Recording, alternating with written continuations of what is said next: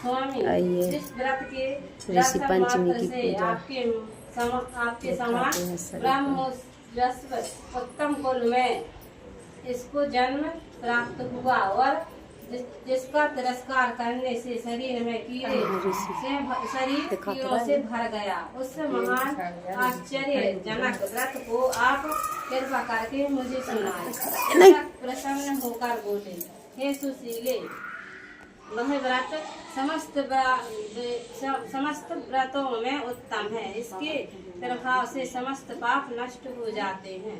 इस व्रत को धारण करने वाला निश्चय ही भौतिक और वैदिक तीनों प्रकार के कष्टों से छूट जाता है। व्रत को धारण करने के स्त्री सौभाग्य को प्राप्त करती है। यह महान व्रत भादो मास के शुक्ल पक्ष में पंचमी को होता है। इस व्रत के प्रभाव से उसे अपने पूर्व जन्म का स्मरण रहता है। भविष्य पुराण की ऋषि मुनि कथा पढ़ेंगे। युधिष्ठिर ने प्रश्न किया, हे देवर्ष, मैंने अपने श्री मुख से अनेकों व्रतों को श्रवण किया है। अब आप कृपा करके पापों को नष्ट करने वाला कोई उत्तम व्रत सुनावे। राजा के इन वचनों को सुनकर श्री कृष्ण जी बोले, हे राजन, अब मैं आपको ऋषि पंचमी का उत्तम व्रत सुनाता हूँ, जिसको धारण करने से स्त्री समस्त पापों से छुटकारा प्राप्त कर लेती है। हे नरोत्तम, पूर्व समय में व्रतांसुर का वध करने के कारण इंद्र को ब्रह्म हत्या का महान पाप लगा था। तब ब्रह्मा जी ने कृपा करके इंद्र के उस पाप को 4 स्थानों पर बांट दिया। पहला अग्नि की ज्वाला में, दूसरा नदियों में, बारिश में, तीसरा पर्वतों में और चौथा स्त्री के रज में। उस राजस्व वाला अनजाने उससे जो भी पाप हो जाते हैं उनकी शुद्धि के लिए ऋषि पंचमी व्रत करना उत्तम है। यह व्रत समान रूप से चारों वर्णों की स्त्रियों को करना चाहिए। इसी विषय में एक प्राचीन कथा का वर्णन करता हूँ। सतयुग में विदर्भ नगरी में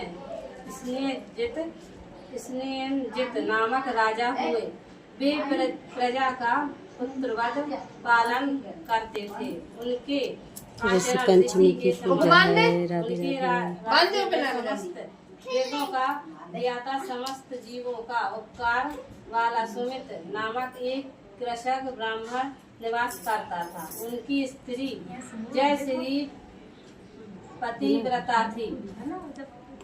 जय श्री पतिव्रता थी। ब्राह्मण के अनेक नौकर चाकर भी थे। एक समय वर्षा काल में जब वह साध्वी खेती के कामों में लगी हुई थी, तब वह राजस्व वाला भी हो गई।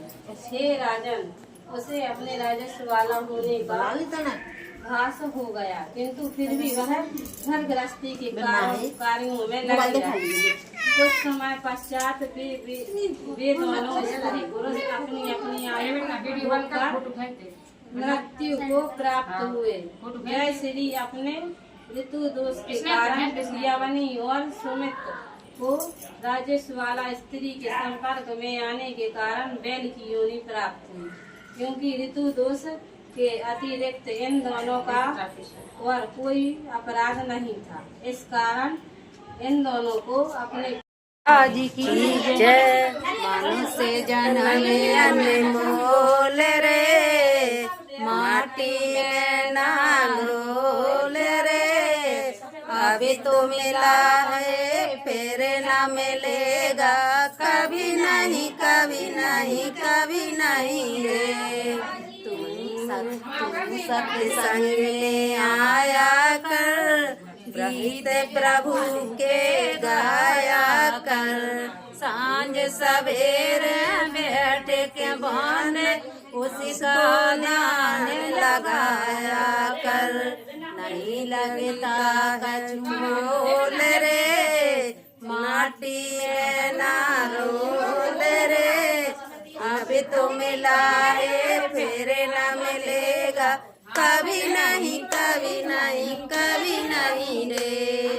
मनुष्य जन्म में अनमोल रे, मिट्टी में ना रोल रे।